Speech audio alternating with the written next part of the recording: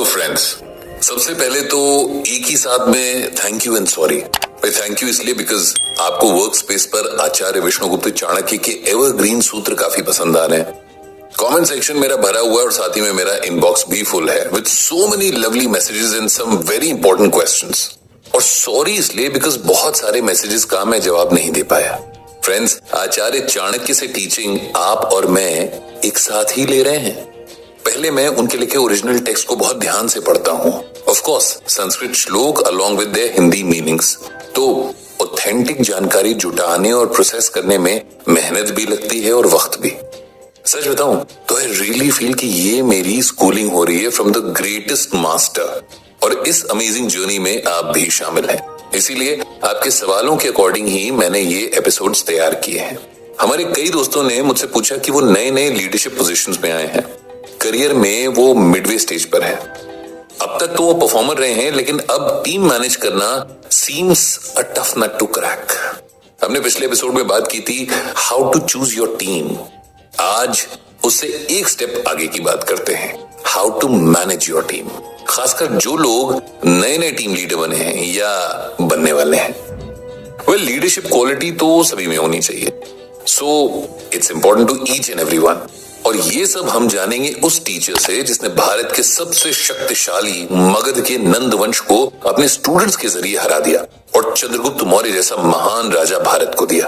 Well, आप सोच रहे होंगे मैं इतनी सारी बातें कर रहा हूं, मैं कौन? अगर आपने पहली बार ट्यून इन किया है तो जानिए कि मैं हूं एजे। देखिए, टीम मैनेजमेंट के लेसन्स देने के लिए आचार्य चाणक्य से ज्यादा क्वालिफाइड इंसान मुझको तो नहीं मिला। अगर आपको मिला है तो please do let me know. Team management और बच्चों की क्लासेस को पढ़ाने में ज्यादा फर्क नहीं है। एक अच्छा टीम लीडर वही है जो अपनी टीम को नर्चर करे, ग्रूम करे, सपोर्ट करे और उनका बेस्ट निकाले। इस प्रोसेस को समझने के लिए आचार्य चाणक्य का एक श्लोक सुनते हैं। वो कहते हैं कि लालयेत पंचवर्षाणि ताड़येत प्राप्ते तु षोडशे वर्ष पुत्रम मित्र वदाचरेत। यानी 5 वर्ष की उम्र तक बच्चे से प्यार करना चाहिए। इसके बाद 10 वर्ष तक उसे सिखाने के लिए थोड़ी बहुत सख्ती भी बरती जा सकती है, लेकिन 16 साल की एज के बाद बच्चों को दोस्त की तरह ट्रीट करना चाहिए।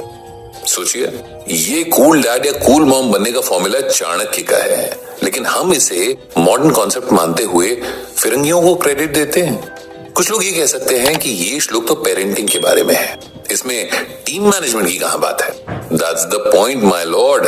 असली गुरु सिर्फ इशारा करता है, हाथ पकड़कर मंजिल तक नहीं ले जाता। इस श्लोक में मैनेजमेंट का बहुत इंपॉर्टेंट मैसेज छुपा हुआ है। जिस तरह एक बच्चे के साथ उम्र के अलग अलग फेजेस में अलग अलग ट्रीटमेंट की बात कही गई है, वही रूल टीम मेंबर्स के साथ आपके रिलेशनशिप पर भी लागू होता है। अगर आप नए नए टीम लीडर बने हैं या नई जगह ज्वाइन किया है तो टीम में मोस्टली अनजान लोग होंगे, लेकिन आपको उनके साथ रेपो भी डेवलप करना है और काम भी कराना है। अब आप कंफ्यूज होते हैं कि आई शुड बी स्ट्रिक्ट और लीनिएंट, हंसना चाहिए या सीरियस रहना चाहिए एंड व्हाट नॉट। कितनी कैलकुलेशन टीम लीडर के मन में चल रही होती है, ये उसके जूनियर्स जान ही नहीं पाते।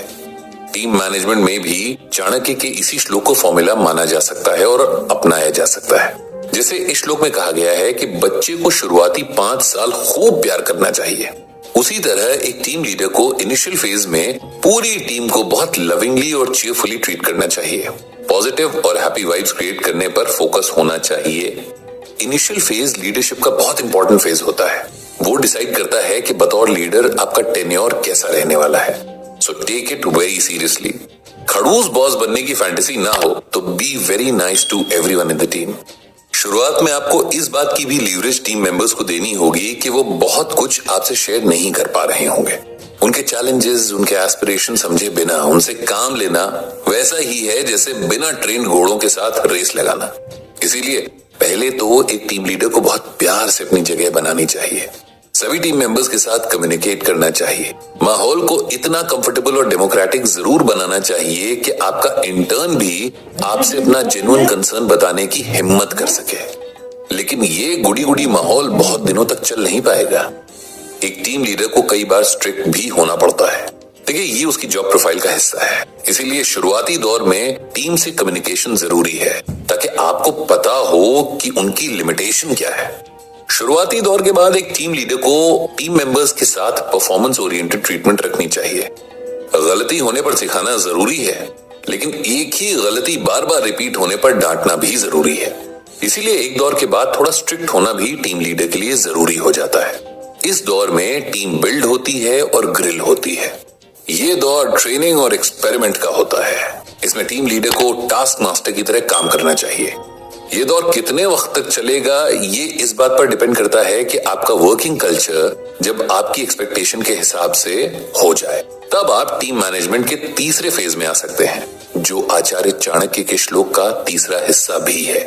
जैसे श्लोक में कहा जाता है कि 16 साल की उम्र के बाद बच्चों के साथ दोस्तों जैसा ट्रीटमेंट करना चाहिए, बिल्कुल वैसे ही एक टीम लीडर जब काफी वक्त और मेहनत लगाकर एक ऐसी टीम बनाने में कामयाब हो जाता है जो उसके मनचाहे रिजल्ट डिलीवर कर रही हो, तो समझ लें कि अब टीम के साथ ट्रीटमेंट एक मेंटोर की तरह करने का वक्त आ गया है। अब आपका रोल फ्रेंड, फिलोसोफर और गाइड का होना चाहिए। अब आप टास्क मास्टर की जगह मोरलेस मोटिवेशनल स्पीकर का रोल निभा रहे होंगे। लेकिन प्लीज ज्यादा ज्ञान बिल्कुल मत झाड़ना, अपने काम से आपको इंस्पायर करना है। स्टेबल टीम को स्टेबल बॉस की जरूरत होती है।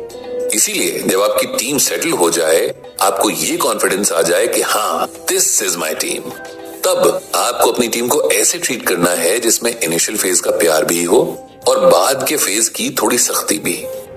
हाउ अमेजिंग इज दिस कि आचार्य चाणक्य के एक श्लोक में टीम मैनेजमेंट का इतना बड़ा फॉर्मूला छुपा हुआ है। ऐसे ही कई बेशकीमती खजाने पड़े हैं आचार्य चाणक्य के पास। उनको चुनकर आपके लिए लाना मेरा काम है। सो मिलते हैं अगले एपिसोड में।